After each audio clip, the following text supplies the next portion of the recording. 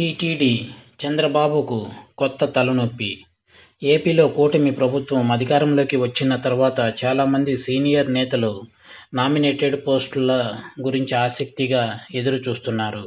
అయితే ఇటీవలే 20 నామినేటెడ్ పోస్టులను భర్తీ చేసిన చంద్రబాబు ఇందులో టీడీపీకి 16, జనసేనకు 3, బీజేపీకి 1 నామినేట్ పోస్టు కేటాయించారు. అయితే అంతా ప్రధానంగా ఎదురుచూస్తోంది టీటీడీ చైర్మన్ గిరి కోసం. టీడీపీ నేతలే కాదు, బీజేపీ, జనసేన నేతలు సైతం ఈ పదవి దక్కించుకునేందుకు తమ వంతు ప్రయత్నాలు చేస్తున్నారు. అయితే ఇంతవరకు బాగానే ఉన్న ఇప్పుడు ఇదే టీడీపీ అధినేతకు కొత్త తలనొప్పి తెచ్చిపెట్టింది.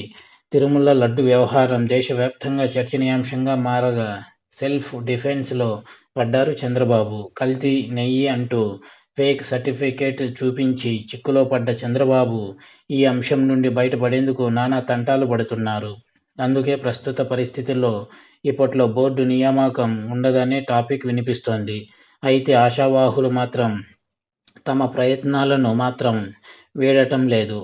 ప్రముఖంగా టీడీ జనార్దన్ రావు, ఓ రిటైర్డ్ న్యాయమూర్తి, ప్రముఖ దర్శకుడు రాఘవేంద్రరావు, సీనియర్ ఎమ్మెల్యే కళా వెంకట్రావు పేర్లు వినిపిస్తున్నా సిటీ దర్యాప్తు కోసం ఓ కొలిక్కి వస్తేనే టీటీడీ చైర్మన్ నియామకం ఉంటుందనే తెలుస్తుంది. లడ్డు వ్యవహారం బయటికి వచ్చిన తర్వాత టీటీడీని ధార్మిక సంఘాలకు అప్పగించాలని, కొంతమంది రాజకీయాలతో సంబంధం లేనివారికి టీటీడీలో పదవులు కట్టబెట్టాలని హిందూ సంఘాలు సూచిస్తున్నాయి.